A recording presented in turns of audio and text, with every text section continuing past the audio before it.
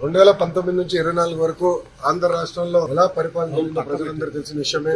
ఆనాడు ప్రతిపక్ష నేత కానివ్వండి, ప్రజాప్రతినిధులు కానివ్వండి, ఇతర పార్టీ నాయకులు మేమందరం కూడా ప్రజల తరపున ప్రజల సమస్యలపైన పోరాడాలని వెళ్ళినప్పుడు అడుగడుగునా మమ్మల్ని ఇబ్బంది పెడతాం జరిగింది.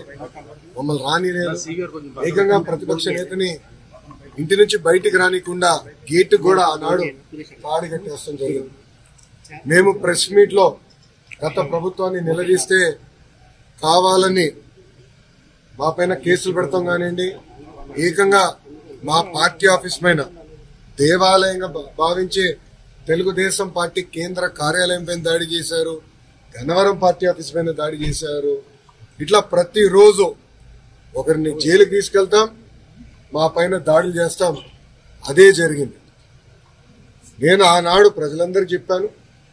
దాదాపు 90 బహిరంగ సభల్లో, యువగలం బహిరంగ సభల్లో ప్రజల ముందల ఎర్ర బుక్ చూపించి ఏ అధికారులు వైకాపా నాయకులైతే చట్టాన్ని ఉల్లంఘించి ప్రజల్ని, తెలుగుదేశం పార్టీ కార్యకర్తలు ఇబ్బంది పెట్టారో న్యాయపరంగా వాళ్ళపైన చర్యలు తీసుకుంటా వాళ్ళని వదిలిపెట్టనని ఆనాడు హామీ ఇస్తాం జరిగింది.